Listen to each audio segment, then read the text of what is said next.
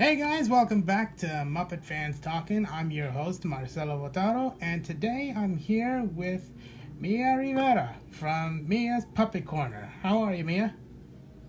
There's a Mia Rivera who is this Mia Rivera? I seek to understand the little family shit. Who could it be? Dot. Oh, he means me. Ah! Of course! I'm sorry about that. Come on. This is going to be so much fun! Yeah, we'll talk. We'll get back. We'll get back to you, Dot. So, God loves his that. I'll never understand why. you know what that really helps out to start this next episode of my new podcast. So Dot just coming in and starting things off. I got a good laugh out of it. So this is wonderful just to start it off. So Mia, thank you so much for joining me today on Muppet Fans Talking. Oh, you're super welcome, man. I heard all about this little podcast, and I got super interested. And of course, I know you, and I know a lot of the other people around this puppetry community. And, it feels good to like come on an actual, especially after doing that other podcast interview I did a while back. It feels good to finally like do like an actual interview on an actual podcast about puppetry. So yeah. Wonderful, wonderful. So right now we're just gonna kick things off. So with everything happening right now, what are you currently working on right now? Well, of course, for those who don't know, I do the Mia's Puppet Corner little channel on TikTok and Instagram. On TikTok, I do little short videos featuring my characters Dot, Pinkie, Lionel, Schmoulder, Pack Rat, and the newest one, Milo, which I'll probably talk about sometime later in the interview. But I do stuff with those little characters in particular. Sometimes it's like the usual TikTok type of stuff, like lip sync. Sometimes it's duets. Other times it is actual original little shorts that I personally write and come up with. And then over on our Instagram page, we do little live streams, usually with Dot and Pinkie hosting it, where they bring some guests on, like some I can forget the top of my head include you. I know for a fact, Marcelo, were on some of our shows. There's Alex, Olivia, Jason Pleasant, and Brandon. Brandon one being one of my favorite ones to bring up on there. But yeah, we do little live shows and interview some of our friends. It's like get to know some new people in the puppetry community. And yeah, it's a lot of fun. So yeah, that's kind of what I've been doing these past couple of months during these quarantine times. Yes, and thankfully with all these quarantine times, it's given us a lot of opportunity to just do a lot of creative things that normally we normally we wouldn't have a lot of time to do because we're very busy with other things. Not to say that we aren't busy doing those other things during these times, but just getting the chance to do something creative and artistic, it's been a good time. Oh yeah, man, absolutely. So going all the way back to your very earliest memories, how did you ever? Yes, we're going way back, just like you know. Hey, I love it, dude. I love it. so So, what was your first encounter with the Muppets? Was it watching the Muppet Show or Sesame Street, Fraggle Rock, or those Henson home videotapes, that sort of thing? What was your first exposure to the Muppets?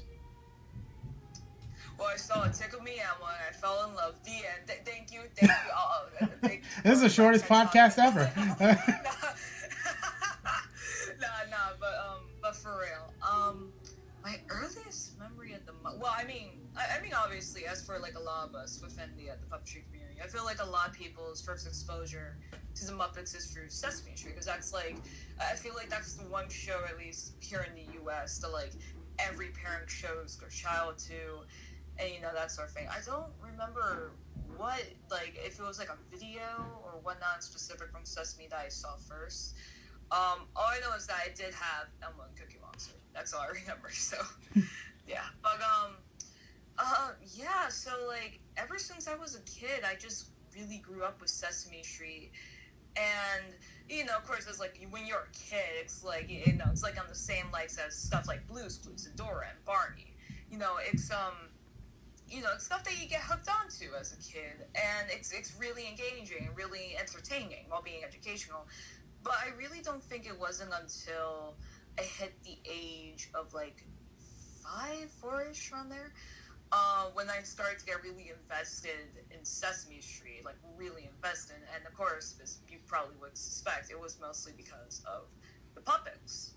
The puppets were just so unique and original to me. Like there were and when I was a kid, I was lucky enough to be born at that time when like the preschool boom already happened.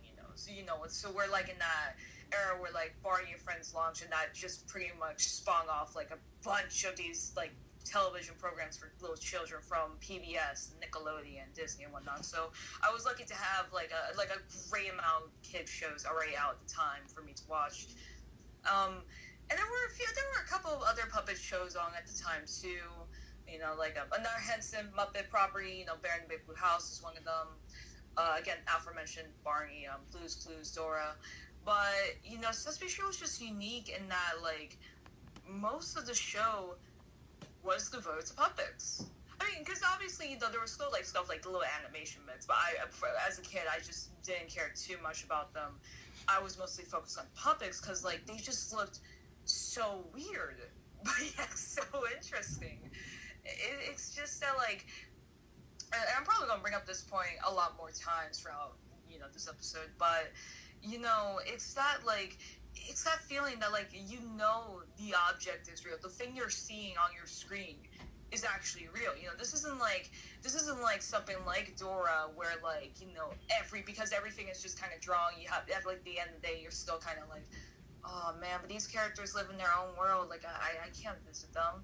Like with stuff like Sesame Street, it's like, oh my god, one way or another, I can actually go up to that puppet and hug it, or like give it a high five, and whatever this little creature is, I can actually see it. I can hug it. I can touch it. That sort of thing.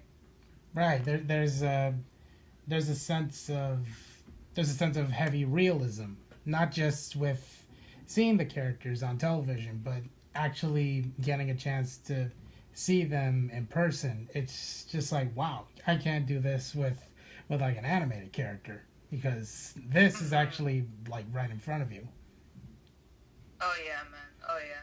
That and also, on the topic of Sesame Street, it's still such a popular show that it's still going on. I mean, after almost 51 years, right now being 2021, this will be 52 years of Sesame Street, which is unbelievable.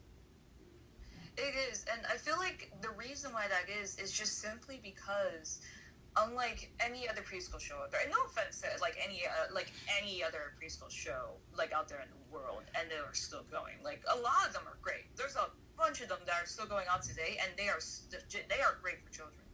But the thing that like just makes Sesame Street so unique compared to those shows, in my opinion, is that what a lot of people don't realize is that Sesame Street is they're able to evolve with the times so easily. It's just so seamless.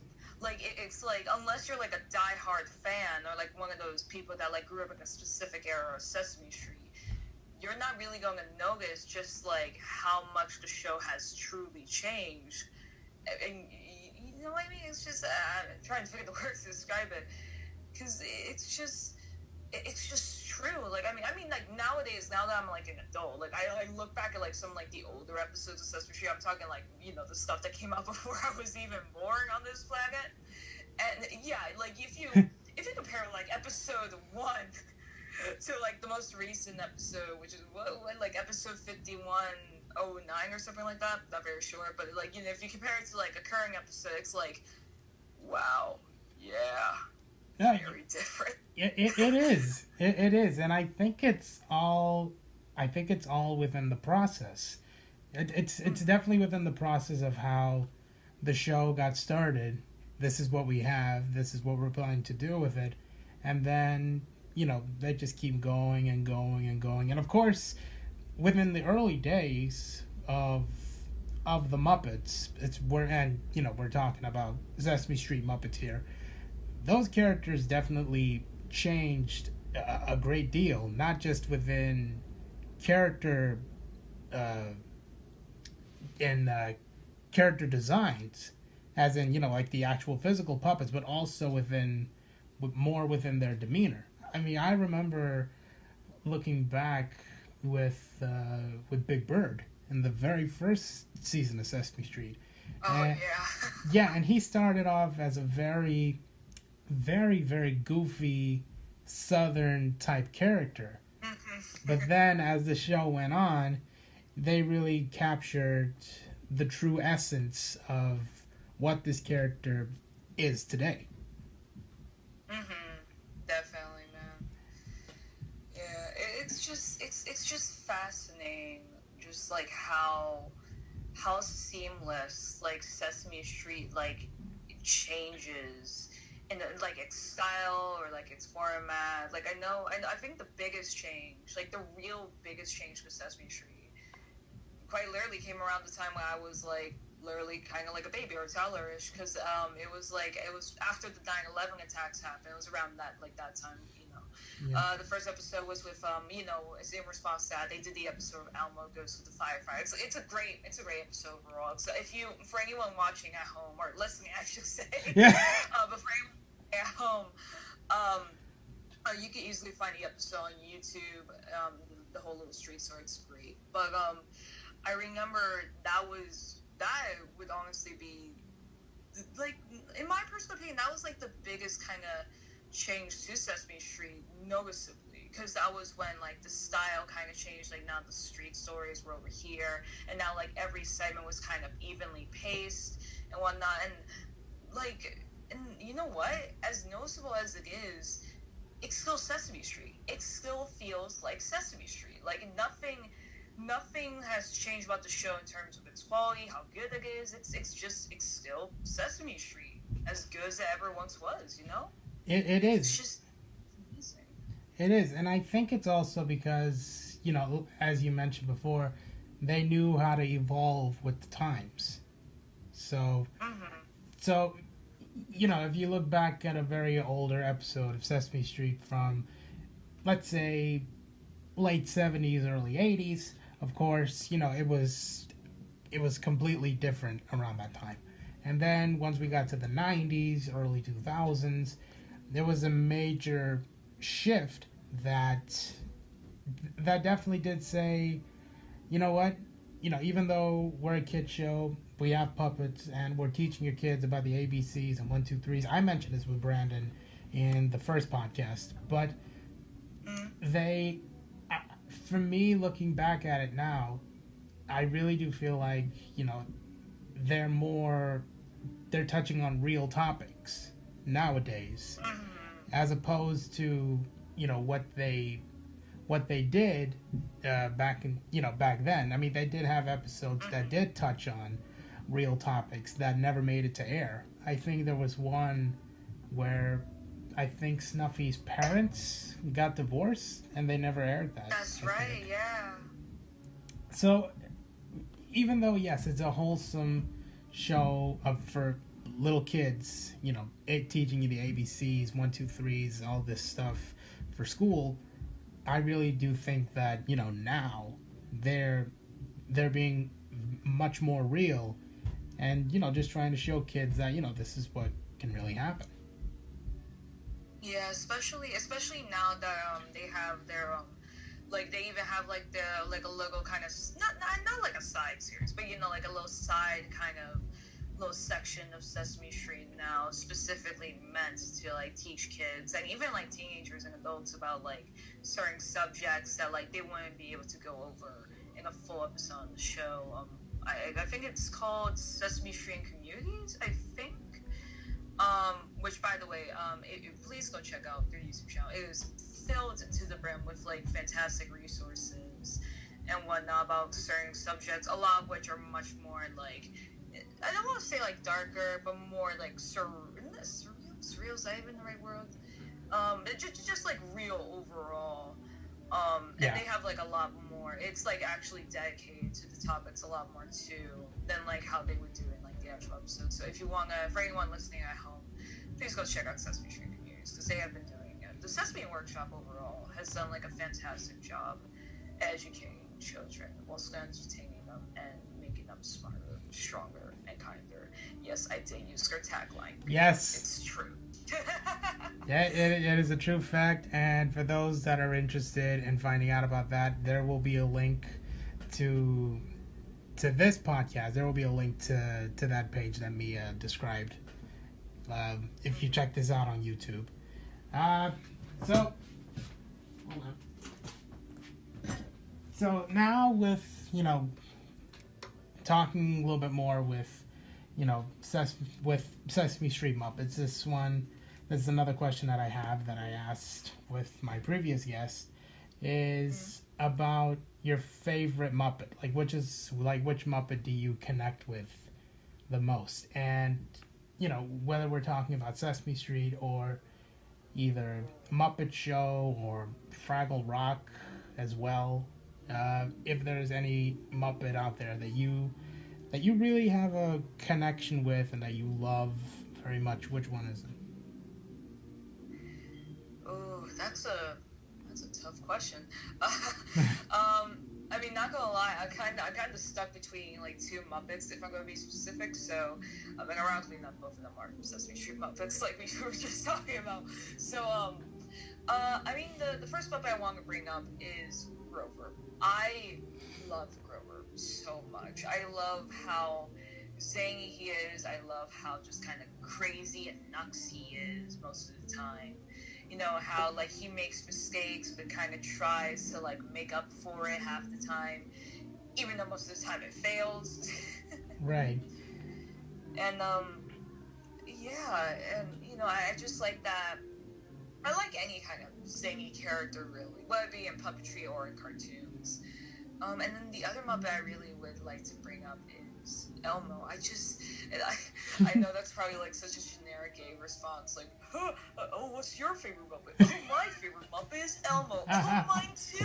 Hey, little Jerry, what's your favorite Muppet? My favorite Muppet is Elmo. Oh my God, Elmo's the best Muppet. Nah, but like it's true. But for real, can you blame anyone for liking Elmo though? Because he's so cute. He's so lovable. And like it just hurts my heart whenever people like talk like trash about him per se. It's just like Elmo's Elmo. He loves people. He loves to give people hugs. He loves to make everyone happy.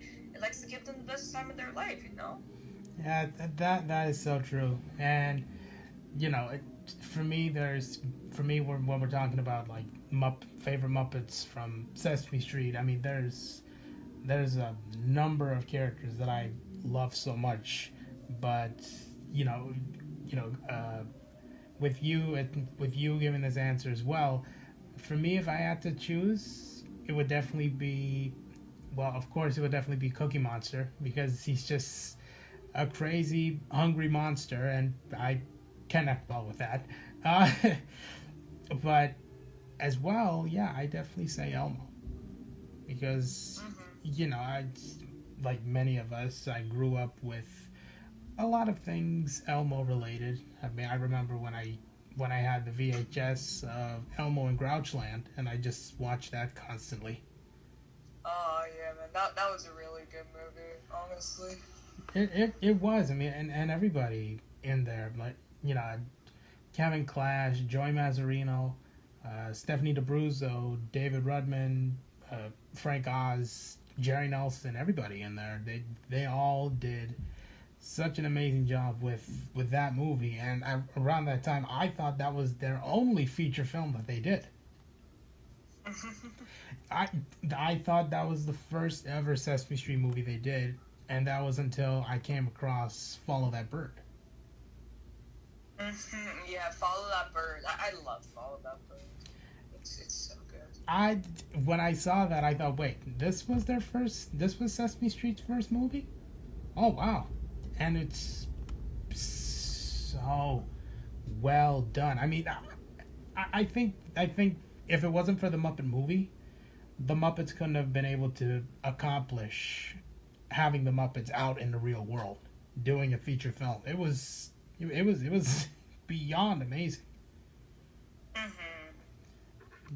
So, going on with favorite Muppets.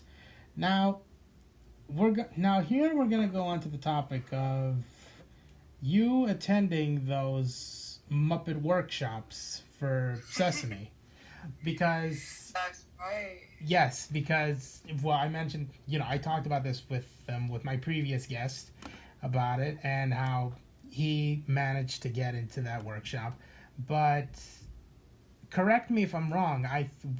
The one that you went to, was that your first workshop that you went to, that you went with Sesame, or was that a second one that you attended? Because No, that was the first the first one for the Sesame workshop, and currently the only one.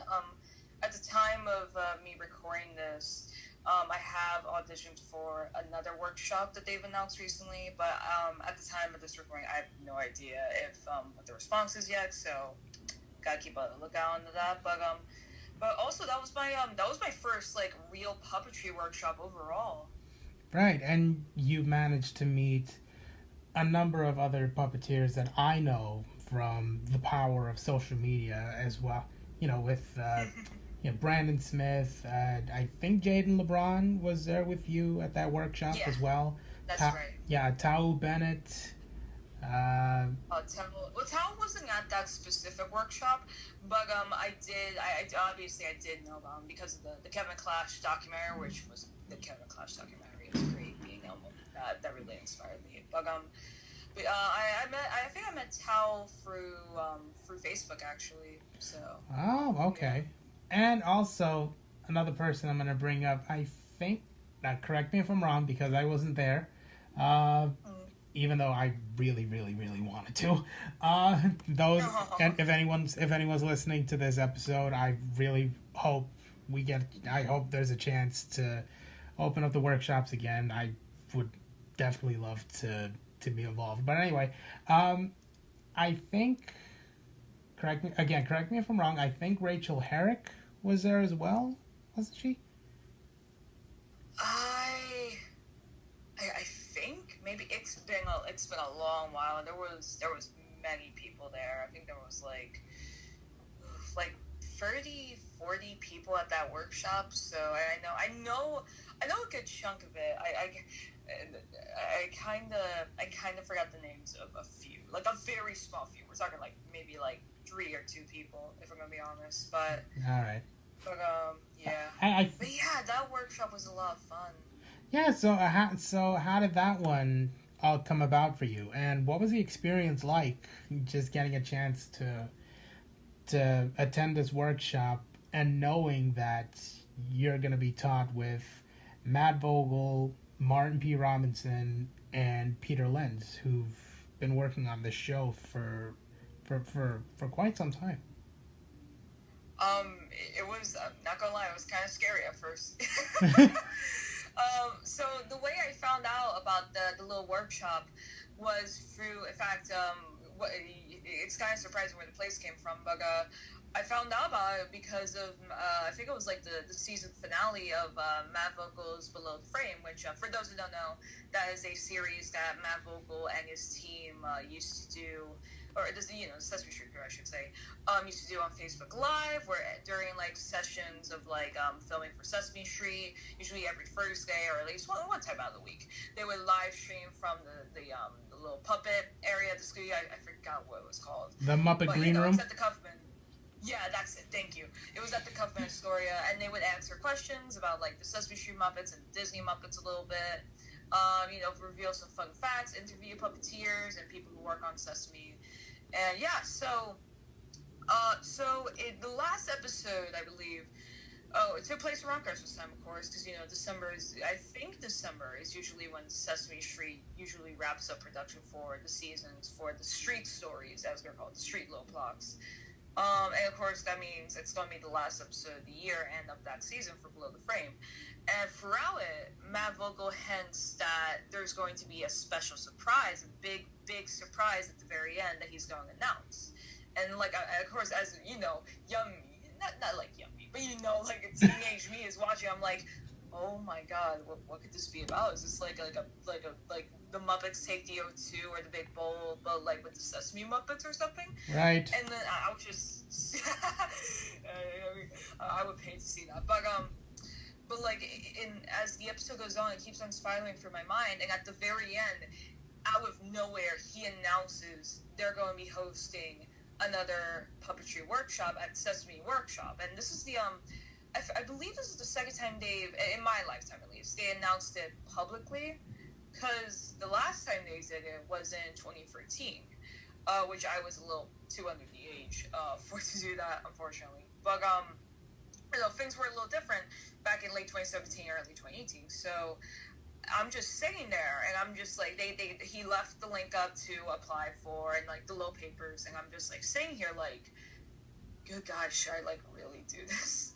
Like, it's like, first of all, like, I don't even know if I'm going to make it in, but also, like, they can easily use whatever material I'm going to send to them and, like, use it as reference in the future. And, like, it's just, like, it's this weird kind of feeling. I don't know how to describe it. I really don't. But yeah, so I applied for that workshop on New Year's Eve 2017. Very last minute. I shot the video already a few days prior, but I didn't send it in until December 31st, 2017. And that was after a lot of encouragement from my mother, and, you know, a lot of talking back and forth to her. And, you know, I did it. I did it. And then, like, you know, a few weeks go by, and then, like, I'm like weighing a response for them, and it's like, you know, it gets to the point where I'm like, okay, you know what, maybe I didn't make it in. You know, maybe they're only going to reply to the people who they've chosen. Oh, that's fine. You know, not everyone makes it in. You know, there will always be a next time. You know, you just gotta, Exactly. gotta keep on trying and trying again. And then January 18th comes, 2018. I'm just doing my homework for, you know, school course, because, you know, I got some projects that are due and whatnot, and a few tests to study up on. And out of nowhere, on Gmail, on my phone, I get a notification from the Sesame Workshop that I made it in. Oh my god, and I remember that day, I freaked out. I freaked so much out. Like, I was just panicking, but also so excited. It was, I mean, I really hate to use this word, but I was kind of fangirling a little bit. Part of me was also scared. Yeah. You know, yeah, exactly. Like, part of me was kind of scared though, because it's like, this isn't like, you know, you're doing like this random like mini workshop with some rando you don't know, you've never heard of, and like these other weird people, and you're just putting on a stock and being like blah blah blah. No, these are like the top people in the world of puppetry. Matt Vogel, Mari P. Robinson. This wasn't initially announced when he posted the thing, but Peter Linz and Stephanie D'Abruzio were also there. Right. So right. that, like, it kind of took a big toll, not like a big toll in a bad way, but, you know, like that big toll on me that, like, God, what are these people going to think of me when the workshop actually begins? Yeah, exactly. I mean, and also, you know, for me, after attending a few workshops here in the city, where, you know, I managed to meet with a number of phenomenal puppeteer performers, and also some guests who were from Sesame Street. Just me getting a chance to just show them, you know, what I could do and perform characters, and, you know, take constructive notes from what they've seen. No joke, no fooling around. These people are the nicest, kindest, most encouraging, as well as very helpful you'll ever meet in your lifetime. Yeah, man, that I cannot agree any further. I don't know how I can agree any further, honestly, because that's just so true. When the workshop actually began, first of all, I was shocked at like how many familiar faces I saw in the room a little bit, like and you know, not like from like, you know, the people who worked at Sesame Street, but I'm talking like within the puppetry community, like some people that I've been watching for like a long while on like YouTube and whatnot, like Sebastiano, who does, you know, like Muppet Seb and whatnot, Oh and Street yeah, yeah, yeah, Muppets. yeah. I forgot Um, Sebastiano was at that workshop too. I've managed to yeah, meet him a few times. He's a phenomenal puppeteer, and he's a cool cat. yeah. But like also like Jaden, which we just mentioned, you know, he does the Sneeples, which I love. Yep. Paul Lewis, crying out loud, like the show wasn't on when I was a kid, but I watched it on YouTube. You know, he did those Jelly Bean Jungle little episodes, and also like he was the first one of the first few people I saw on YouTube that like actually taught you how to do puppetry. So like I recognized it from there. It was like just so weird. But anyways, that is besides the point. I am so sorry. No, no, no. That's fine. It's fine. It actually dives into more. It actually dives more into the conversation, as well as we're Yeah. talking, with the topics that I have on here. So, if there's ever a tangent where we start to like riff and drift apart every which way, left, right, and center, and then we come back to what we were talking about, it's totally fine. Okay, good. Yeah. So when I met Matt Vogel, Mari, Pierre, and Stephanie, I was just so, oh man, like I felt so happy on the inside, but also just so nervous. Because like these are the people that I have been watching since I was a kid, and I have taken inspiration from. So it was weird, just like being like in there in the actual little area with the same people as I've grown up with, like Sesame Street and the Muppets and like other different little puppet shows. It was just so weird and breathtaking. It was like, and like they at the beginning of the first day of the workshop, they did this like whole thing where we all gathered around the little studio area, and we introduced ourselves to one another. And like by the time it was time for me to like talk about myself, I was like, it's like I don't know like how to introduce myself and whatnot to these people. It's like, you know, obviously like I'm into puppetry. I'm a young puppeteer starting out, but like oh my god, I'm just like remembering the amount of like kind of anxiety it gave me, man. But as the workshop like went on, like I just like grew a little attached to, not well, okay, not attached. I don't want to say like attached because, you know, that could be too heavy of a word. But more so, I grown to like, oh my god, what's the word? Marcelo, what's the word? What's a good word to describe it? Oh my god. Well, well, we're not saying attached because like you said, that could mean a different thing. Yeah, that You've could. grown. I'd say you've grown to. I'd say you've grown to know and care more for these other people that you've met at this workshop. Would that be the best way to say That's it? there you go. That's much better. Yeah, yeah. I've grown to love and like care for not just like the mentors, of course, but more importantly also the. I know it wasn't really millions, but it feels like millions of puppeteers that were in that room. It was just like, you know, that was. I met like so many amazing individuals at that workshop. You know, aforementioned them. You know, that's why I like finally personally got to know, you know, people like Sebastiano and Jaden, Paul, but I also met some amazing, talented people in there, like my friend Yanni, which I haven't like seen in a long time because of this pandemic. Brandon, who you had him as a guest in the previous episode, you know, and Yeah. he is such an amazing guy to work with too, especially now with the quarantine and the live streams. It's so much fun to work with him. Yeah. Kelsey and Grady, she's an amazingly funny, talented woman. That was how I was introduced to Bird Call, in fact, because I met her at that workshop, and then I found her on Facebook, and like I found out about Bird Call from then on. And then, you know, I met her, and there's a couple of others. Saima, who she's done the Banglish. I'm probably pronouncing pronouncing that wrong, and I super apologize that if I am. Um, but on one of the international versions of Sesame Street, Simpson Per, she does the main little girl character, Tatuki, that's her name. So yeah, and she's a sweet woman. You know, me and my mother got along for very well.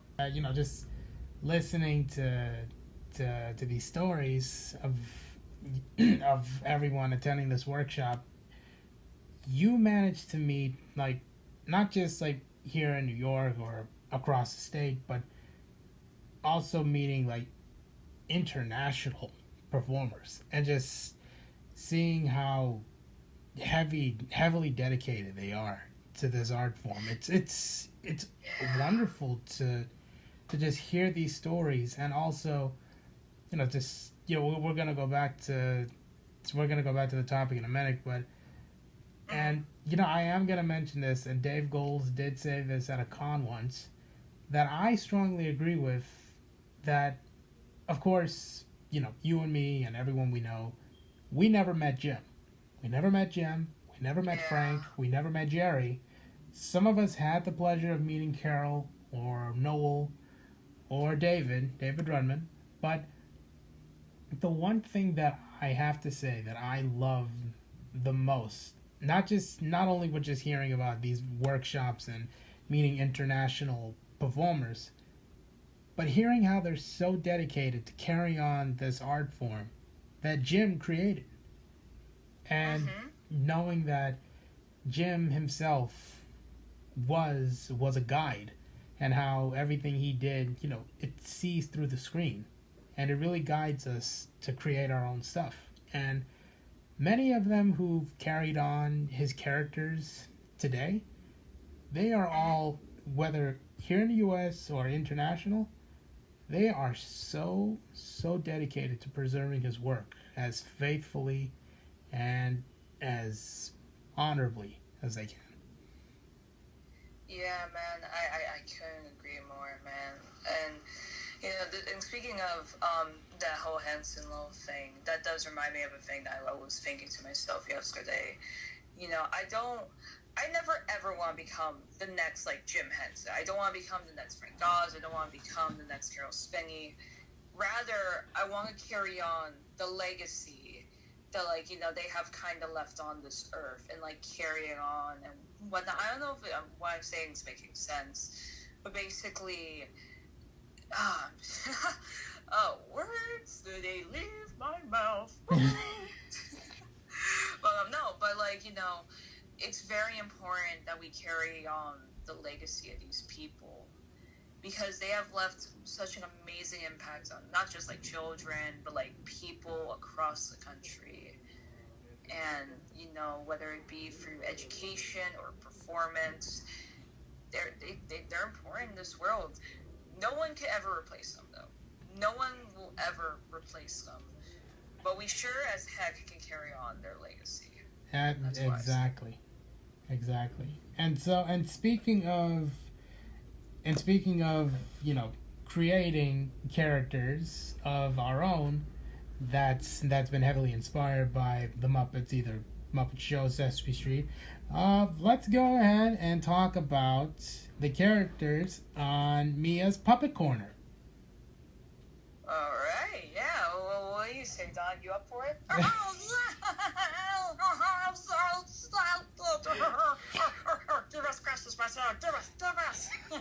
Okay, so ladies and gentlemen, if for those of you that are listening, we have here an adorable circular blue dot character named Dot. You can't see him on this audio podcast, but he is one of the most adorable puppet characters I've seen on TikTok, Instagram, and he is just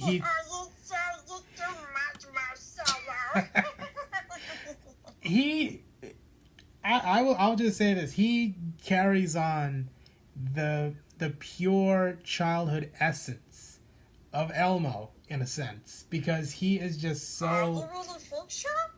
Well, well, Dot. I mean, from the moment I saw your videos on TikTok, uh, you just have that welcoming, childlike charisma.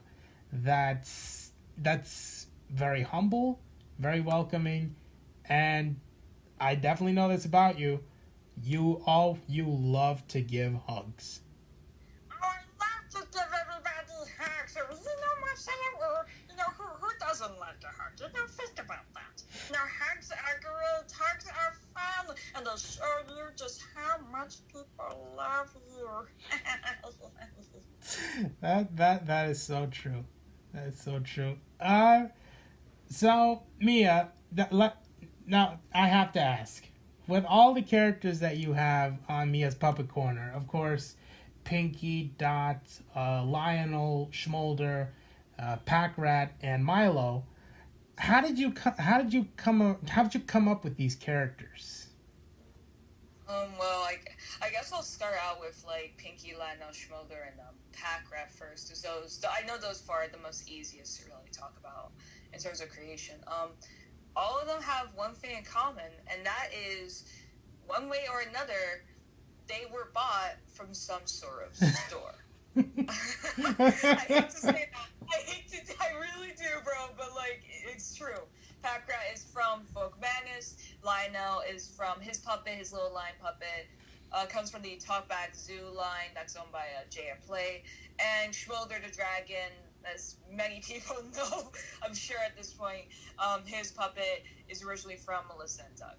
And Pinkie's is from the Brooklyn Puppet Conspiracy, which I actually got her at that workshop, in fact, back in July 2018, not so long after the Sesame Workshop little thing. Oh. But, yeah.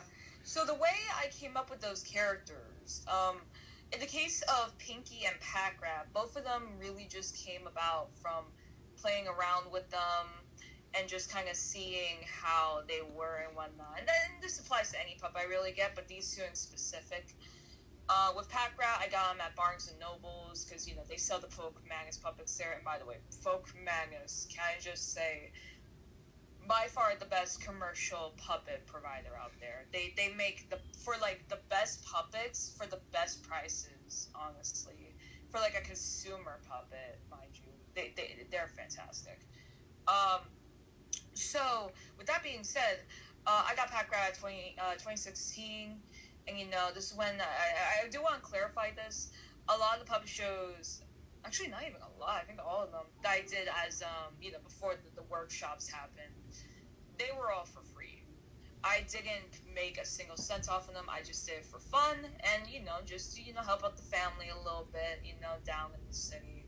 So yeah, so I got the rat puppet and I started to play around with him for a bit, and I was just kind of, he kind of looked like a Brooklyn dad, so I kind of started doing a voice like this, I give him a voice like this, and then like his personality just kind of came about. Like he looked like a little rat off the streets of New York, maybe Brooklyn, maybe the city, you never know. And he wanted to be some sort of big star, So yeah, that's kind of how Packrat came about. And, he soon joined a little roster of characters that I used to kind of perform. All but one, besides Packrat, all but one that were like, they weren't owned, those puppets weren't owned by me, they were owned by the little, I don't want to like call it a school, but it was like a little like play area where my stepdad works at, and still works at to this day. But, the puppets were owned by them, so like, I only had two, which were Packrat and a monkey puppet. And like he soon joined that cast, and he was fun to entertain the children with. And of course, now here on TikTok, like his like little whole like movie star personality is pushed even further.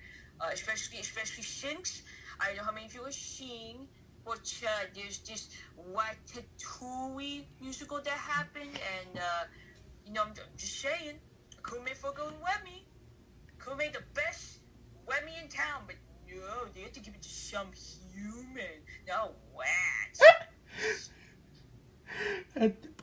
Packrat, I couldn't agree with you more. I mean, you definitely would have fit the part.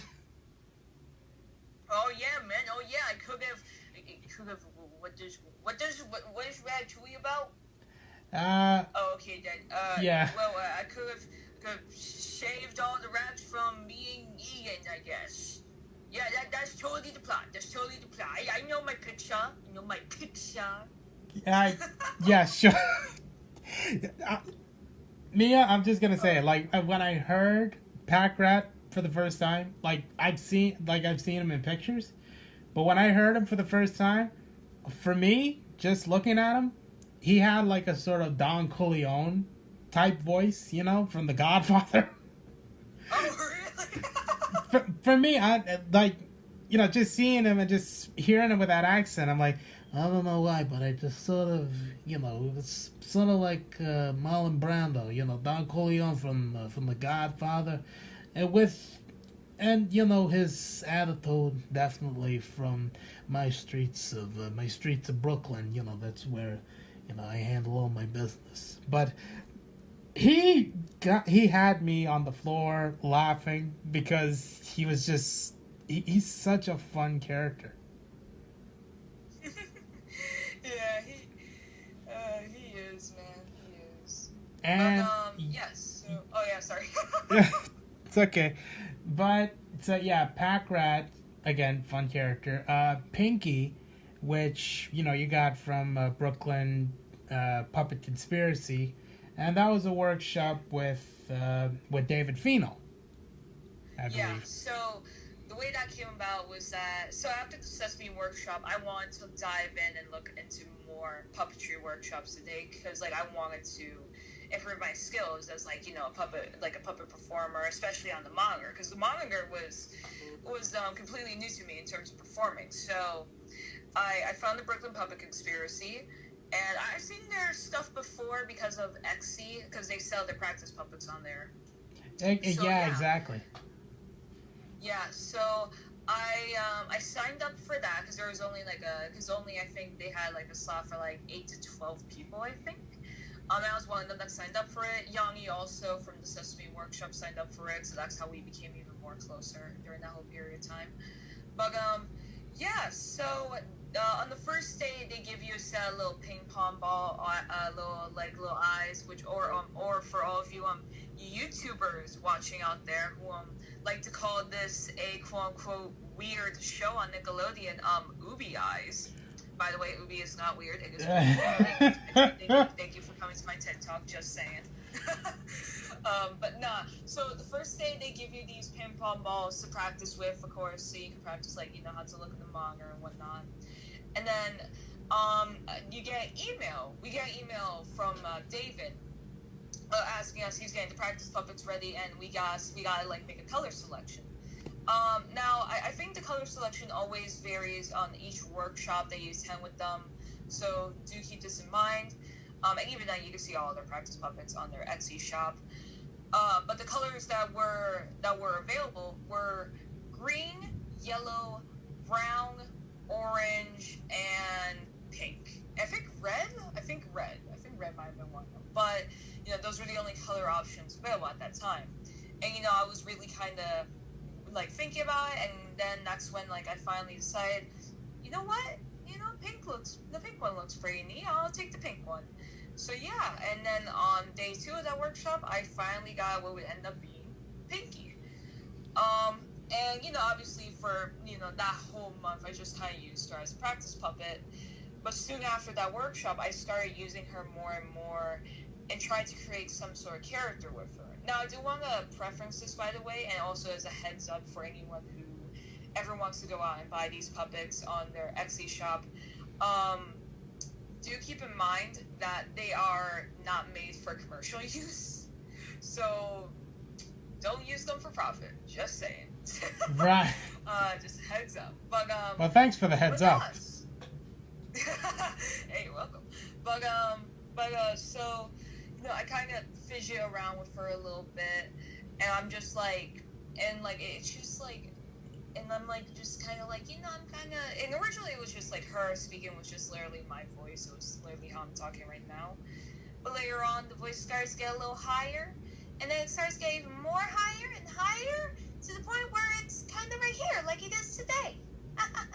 and I think her personality really about until, oh gosh, I want to say this was, yeah, I mean, this was sometime in 2019 when on my Instagram account, even though my personal is private, I would like fidget around with the live stream little saying, which I think at the time was new.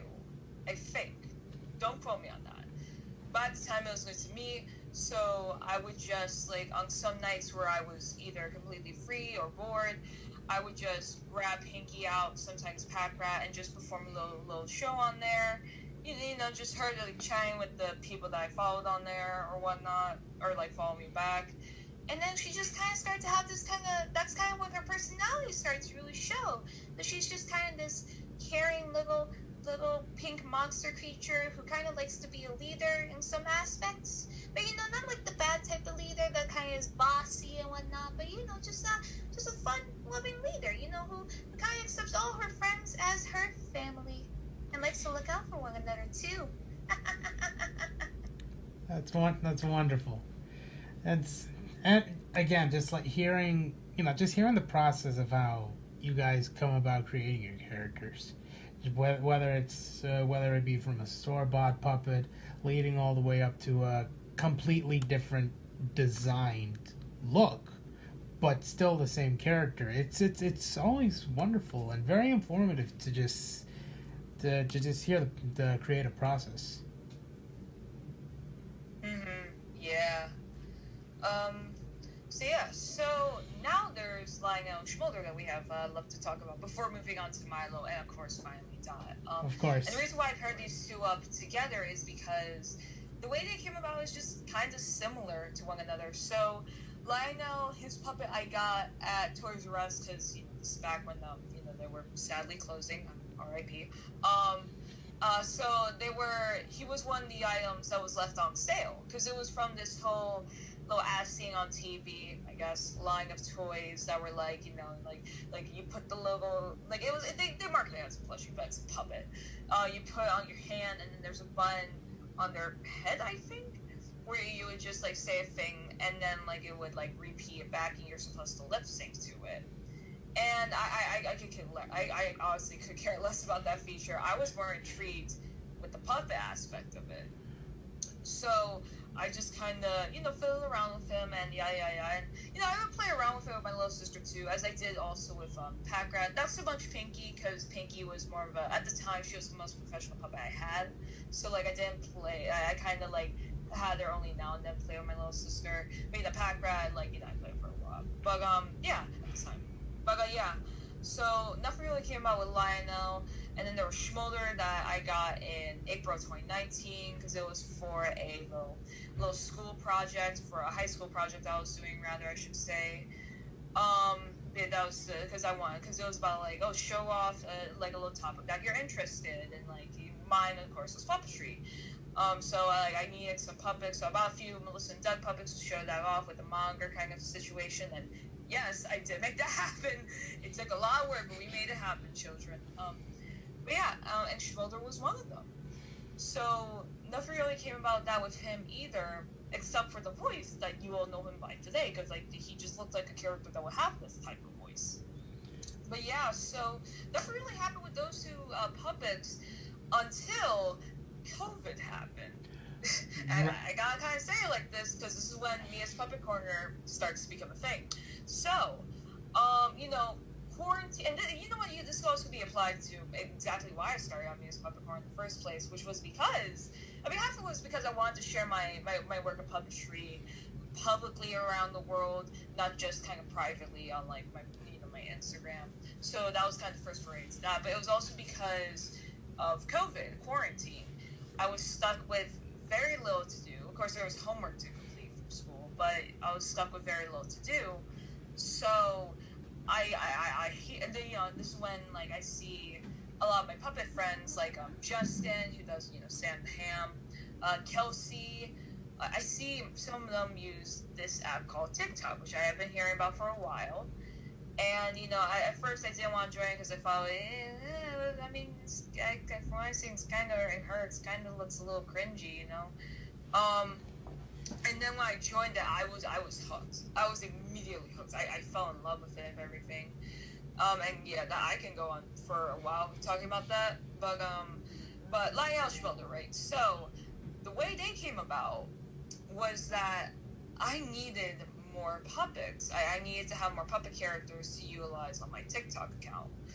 And I already had Pinkie, I had Pack Rat, I had the little monkey puppet that I kept from the shows I used to do back then, which is named Philo. But I needed a few more, and that's why I remembered I still had the lion and the dragon puppet from from the those 2 years ago. So I quickly put them on, and because I'm filming a slew of duets to post throughout the week and whatnot, and it really, that's kind of when it started to hit me that these two can become actual characters. So with Lionel, the way that came about was I just kind of messed around with the puppet and just tried talking around with it, and then gotta clear my throat for this one. And then his voice just kind of came out like this, because he looks like that kind of king-ish little guy. Or well, not like a like a little rat, or of course like Pack Rat. Hey, I heard that. Sorry, but he just seemed like that kind of puppet. So yes, and then of course he had the swivel body, because he has a loose neck. I could just swivel his body and make him do all kinds of sort of things, like jump up and down, or like kick and whatnot. So yes, that's kind of how I now came about. And what about you, Schmoulder? Oh yes, well the way Schmoulder, his character came out with that. The inspiration actually comes from a TikTok that Mia did with me. I have no idea how I'm talking anymore, apparently. But yeah, it was from. I mean, you know what? You speak yourself. You speak as yourself for right now. I'm confused. Yeah, good point, Schmoulder. But so it actually comes from the first duet I ever did on TikTok, which was with Gregory D. Bruno, I think is his name. He did a little thing with his red Fraggle little puppet. And I Schmoulder, I'm like just kind of mimicking him and like, being like, oh, you're the boss. Oh, you're this, you're that. You gotta do everything. And that's kind of when it hit me. Schmoulder is kind of this like jokester, kind of prankish little character.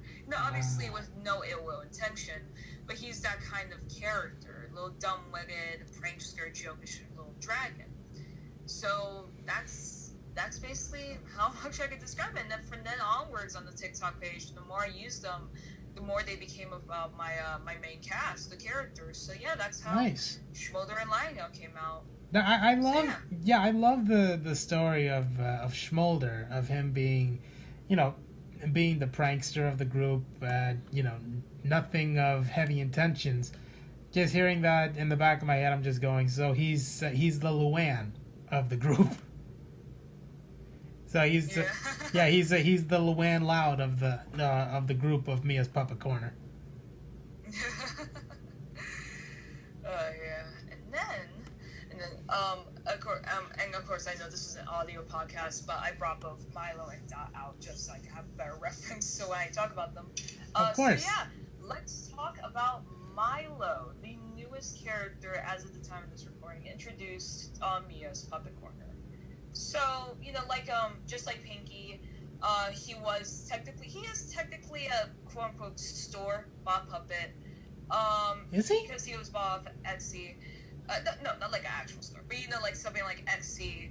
Except unlike Pinkie, he was a specially designed puppet. So he comes from this little Etsy seller called Very Happy Toys, and they make fantastic puppets. If you go on their Instagram, their puppets just look amazing. And from what I've seen, the prices they sell for them aren't bad too. They usually there's like a set price, but if you do want to like custom more for them or like ask for specific options, they'll work within your price range. So that's pretty cool, it seems. But yeah. So I got him as a Christmas gift, in fact, back in 2020. And the previous year I also got a puppet, but it's the magenta puppet that you see from time to time on TikTok. But I didn't like that puppet because, if I'm gonna be honest, there wasn't much I could do with her. There was no real character to be had with her. And that's when And the reason why I say this is because with Milo, the moment I got him on Christmas Day, I just knew there was some character to be had with him. He just looked like, I don't know if you're going to like plop up images like in the final thing or whatnot, but if you like look at Milo's design, he looks like this young child who's just kind of like a little shy boy, a little quiet boy. You know, maybe won't look at you in the eye unless you get to know them better. Right. So yeah.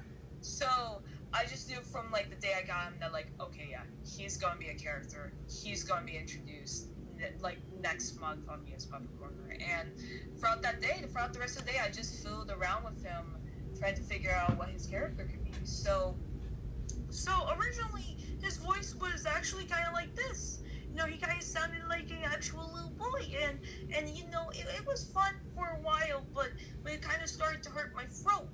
But what I did realize was that while doing this voice is that he kind of had this kind of scared, nervous kind of personality. But then I kind of wanted to tone it down a bit, so that his voice kind of becomes something like this. And now he's a little nervous, but now he's a little bit more kind of quiet and a little bit more backed off a little bit. And then the voice gets a little bit slightly deeper down here, and his voice kind of shakes a little bit from time to time. But once he gets to know some of his friends, he starts to feel a lot better. And yeah, that's kind of how Milo came about. Oh dear. Oh, and oh my god. Oh, and before I forget this, I love the little floof. I just love the design puppet overall. It's a very fantastic looking puppet. But I especially love the hair he has. It's so, I don't think my TikTok's showing off that well yet, but his hair floofs so much and it's so beautiful. So like when it expressed so much from the puppet too. I just love it. I just love that so much. Yeah. There's a sense of sympathetic movement within his hair, which, you know, for those listening, the art of sympathetic movement is movement that happens with nothing happening whatsoever, and that's one of the main reasons why, for me, I love monsters, because, you know, they could have massive matted fur or very toned down fur, but whatever it is that's happening, I mean, I could have a character that's very still with crazy hair, and the hair will just keep moving without any pre-planning whatsoever. And I think that's definitely what many people should definitely look at when they're trying to create a puppet character. You know, just stuff that just happens without it happening to begin with. Mm-hmm. Oh yeah, man. Oh yeah. And that's definitely what I see with Milo, especially, you know, with the massive amount of fur that he has, not just with himself but also within his adorable little hair. Oh, I guess it's a little adorable. It's okay. It's okay, Milo. It's all right. You're among friends here. And Oh, good. and speaking of friends, the last character, of course, we need to talk about is my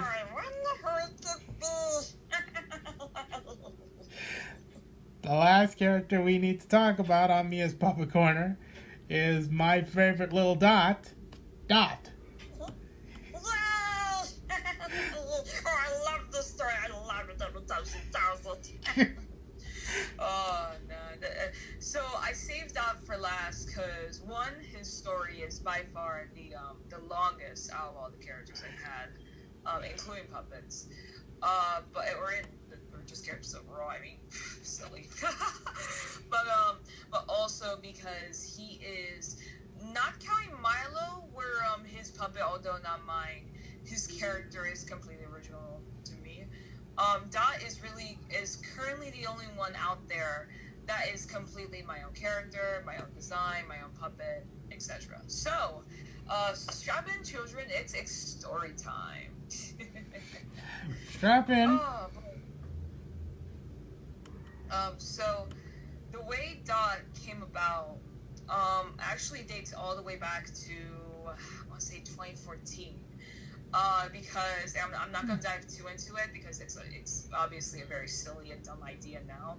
But you see, this is back when Young Me's mind thought that like, oh, I can take all of these networks like Nickelodeon and PBS and Cartoon Network and make a channel out of them.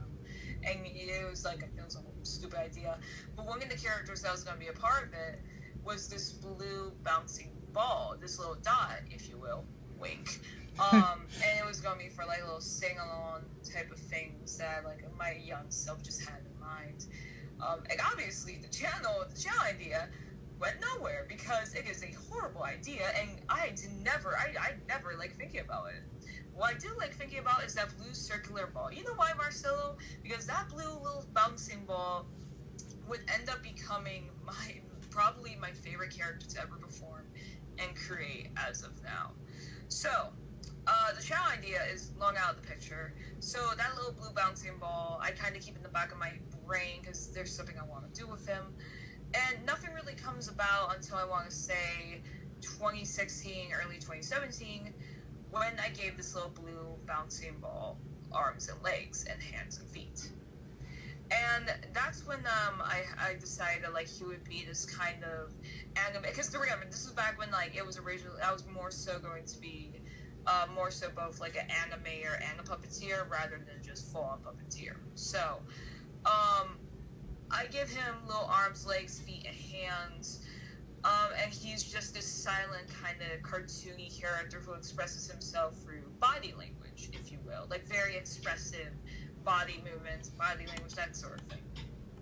So nothing else really changes about him from then onwards until I want to say sometime in 2018, sometime late around then.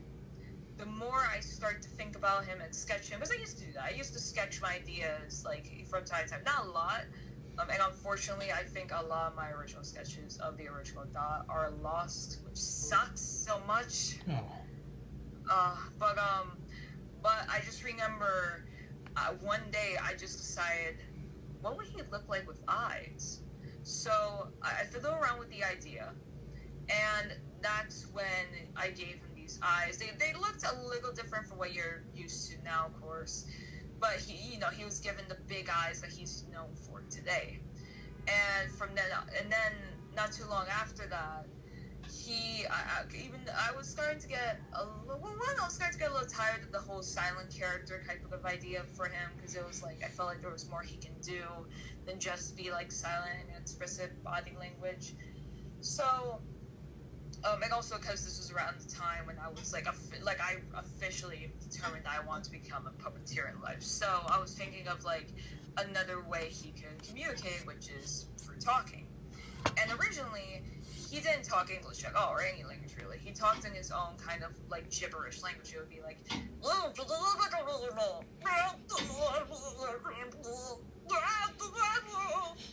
stuff like that. It sounds weird. Honestly, when I first heard Dot, no joke, I felt a little bit of inspiration from Stitch, Experiment 626. I get that a lot, and I'm going to be 100% honest when I say this. When creating Dot's voice, I wasn't really inspired by anything. Really, not Stitch, not Gonger. Gonger's another one I get like compared to a lot in terms of Doc's voice, because they kind of have that similar. That too. Bit. Yeah. But I'll be honest, it just kind of came to me. It really came to me, and it truly came to me when I got tired of doing the gibberish voice. It just started to hurt my throat even more. So.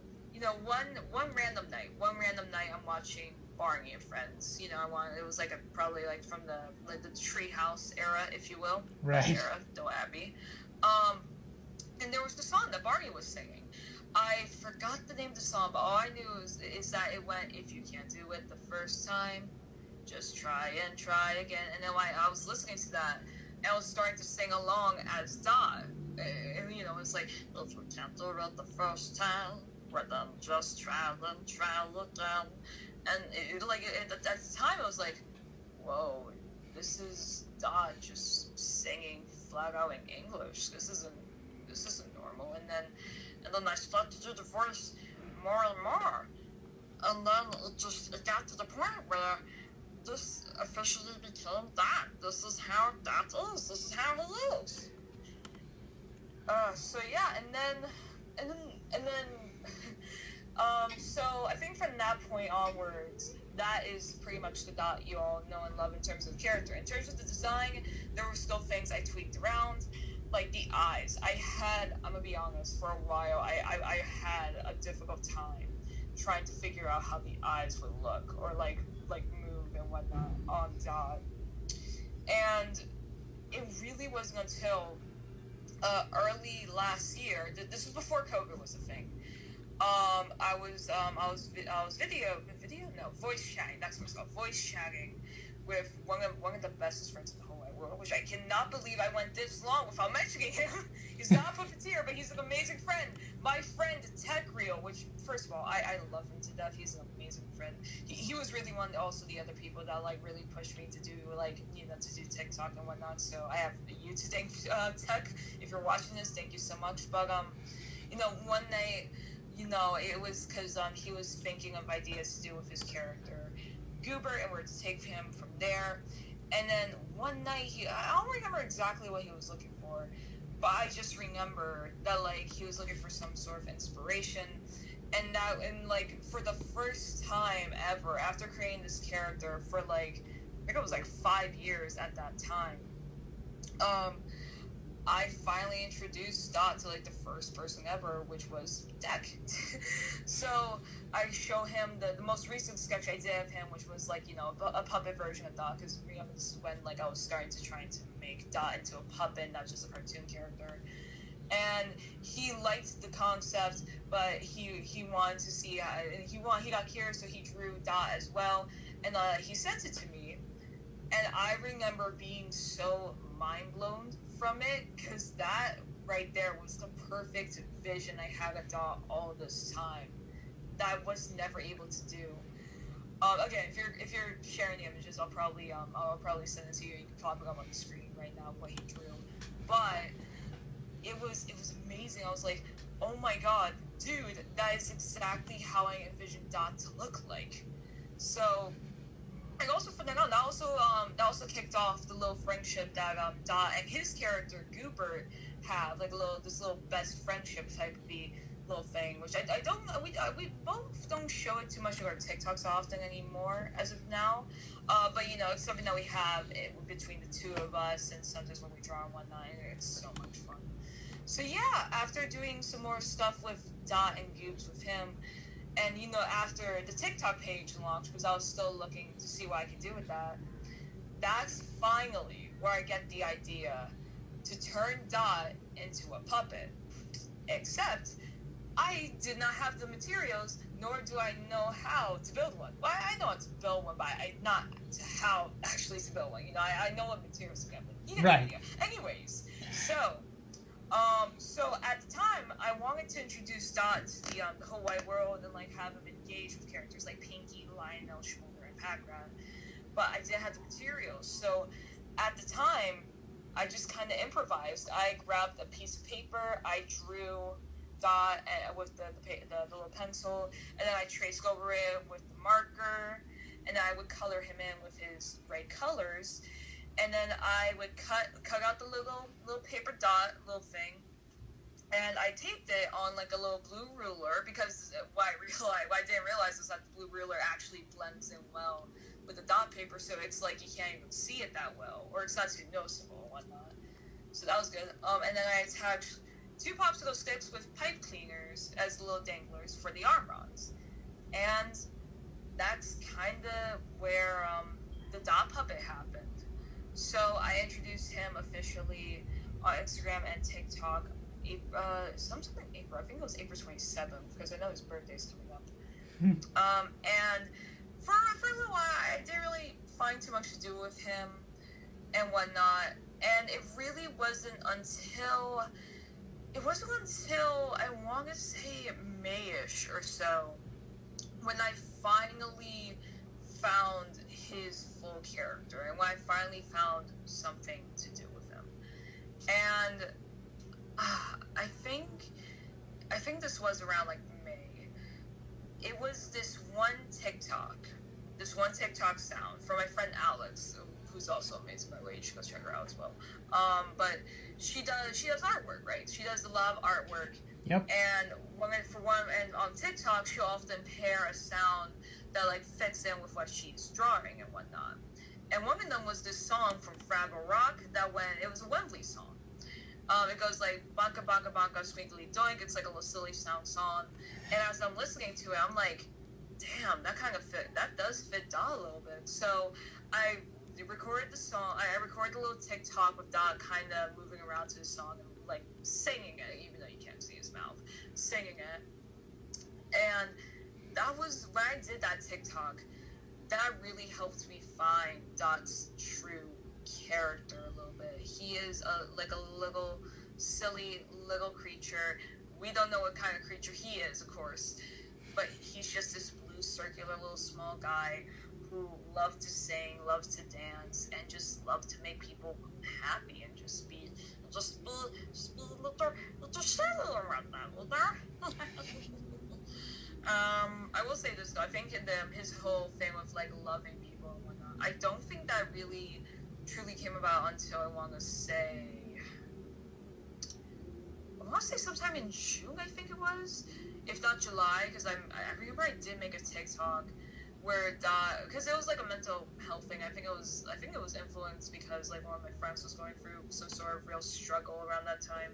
So I made this little video like where Dot's like looking at the viewers and he's like, you're very important in this world. You matter, and I love you so much. And this world isn't just the same without you. And then like he hugs the camera at that part. And he even hugs himself to show like sometimes it's okay to hug yourself and feel these waves. Just remember people love you and whatnot. And I think that was where Dot's whole thing with loving everyone and love for each other and carrying sort of personality came about, I think. Oh man. That's just hearing the process of how you go about creating your characters, but especially what you had for Dot.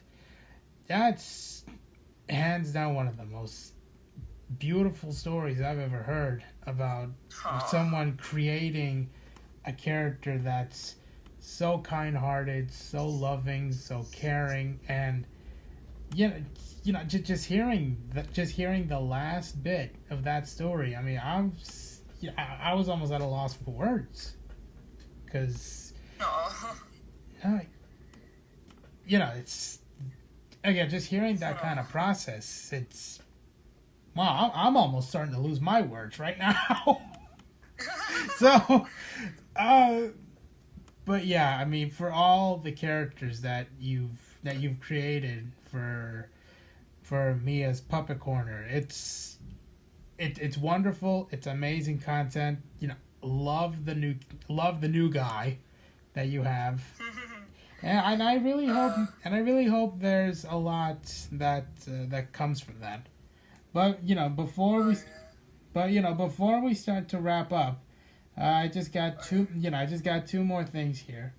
So, with all of our goals and passion and pursuits that we have towards this art form of puppetry, you mentioned it in a video chat one time, but if you don't mind sharing with us, what goals do you see yourself doing with puppetry? Like, not like for many of us we would say, oh, I hope to someday work with the Muppets or Sesame Street, but aside from that, what are the other goals that you have that you see for yourself when it comes to continuing to pursue TV and movie puppets?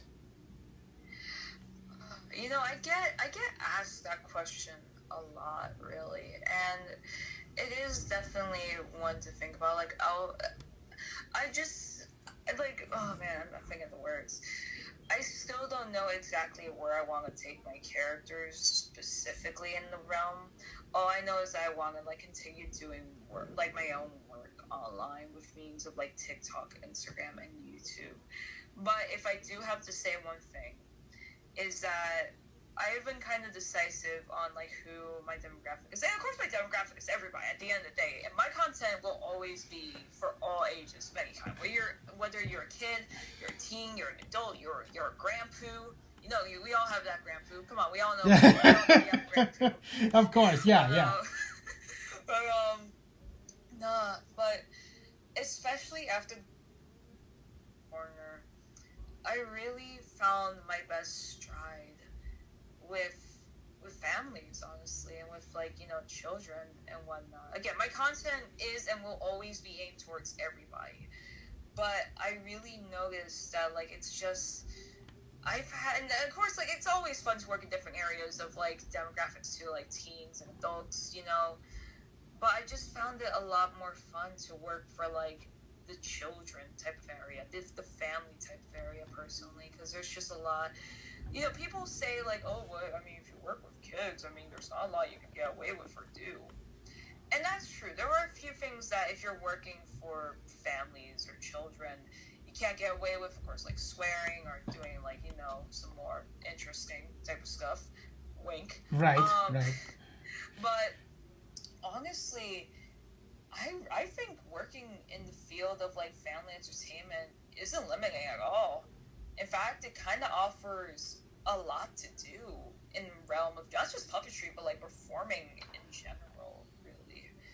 And it's obviously because of COVID, the characters, especially Dot and currently Milo, having really truly gone out there into the real world and been able to interact with real kids and whatnot.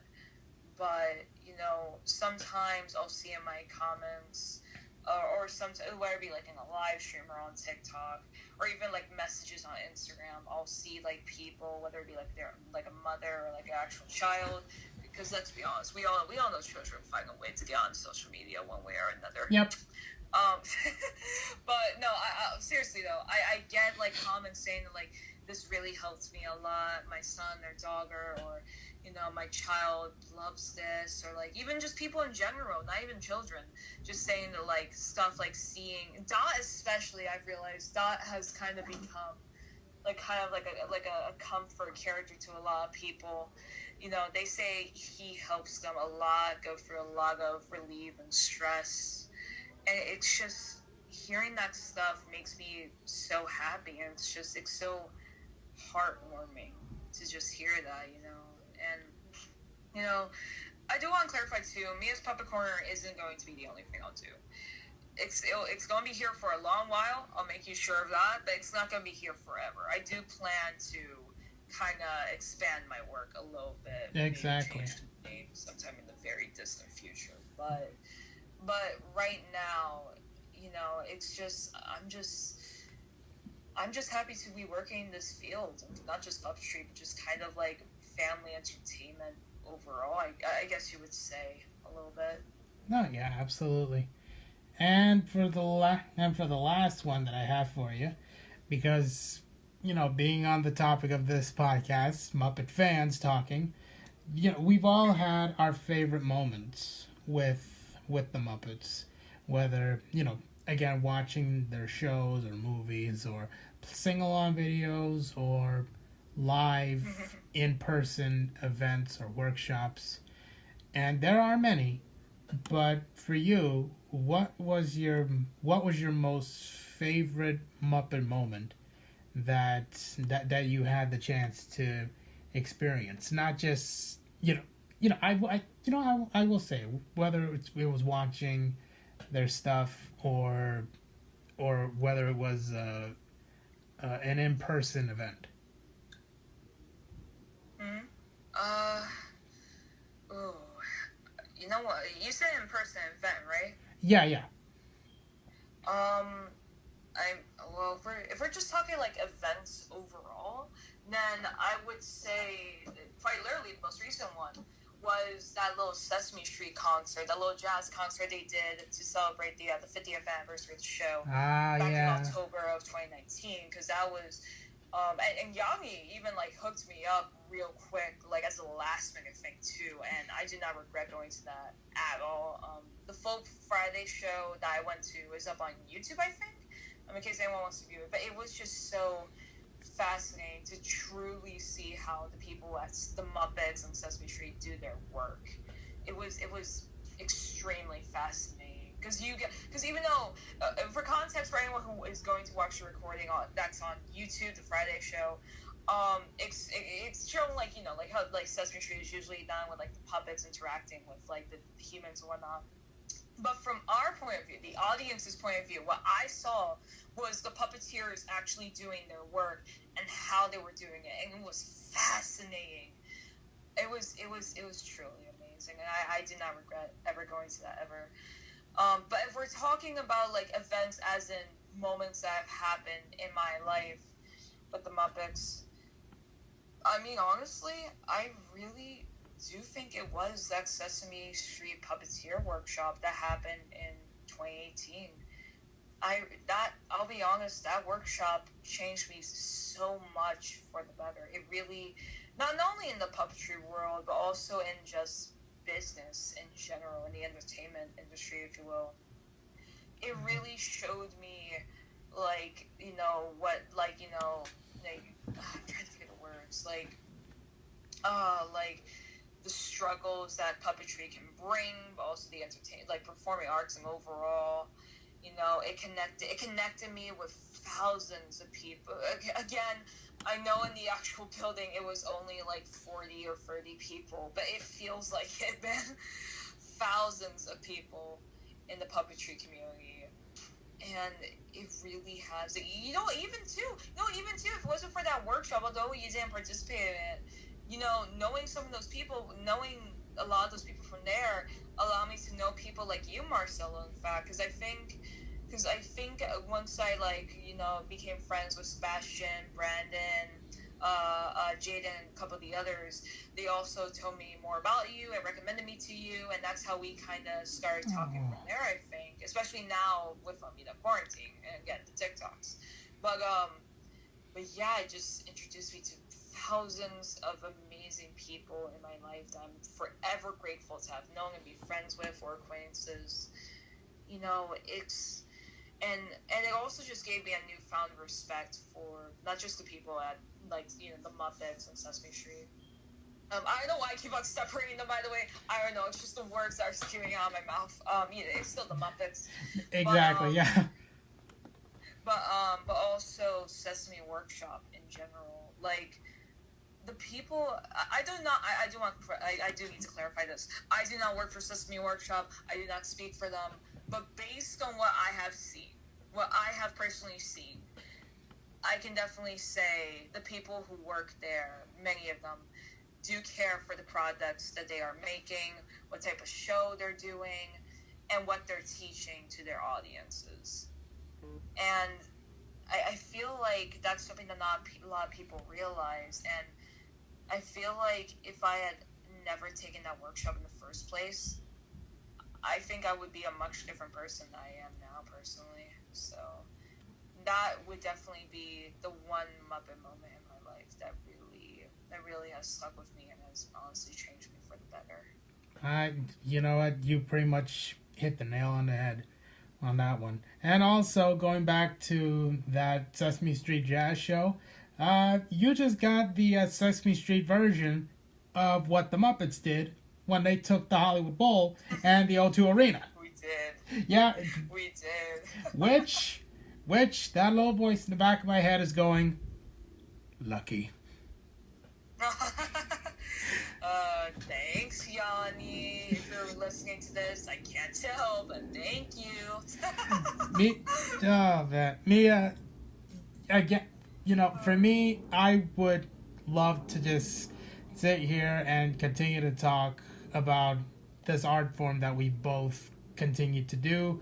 But, ladies and gentlemen, this is the end of my second episode of Muppet Fans Talking with Miss... Wait a minute, everybody, wait a minute. Oh, hold on, hang on.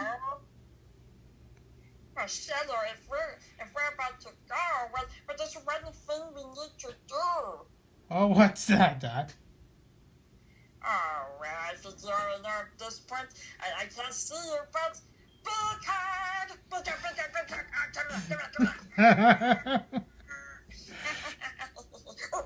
And a kiss to, and a kiss to all of you too listening out there.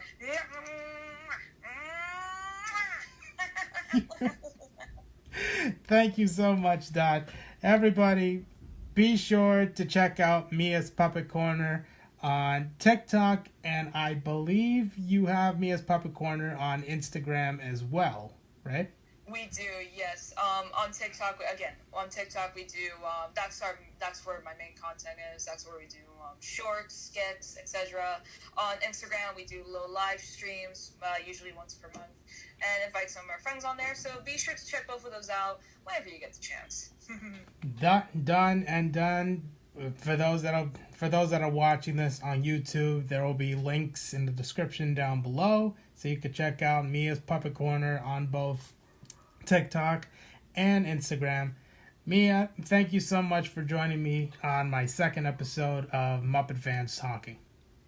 Oh, it was fun being on your little showy show, Marcelo. I'm glad to be your second guest.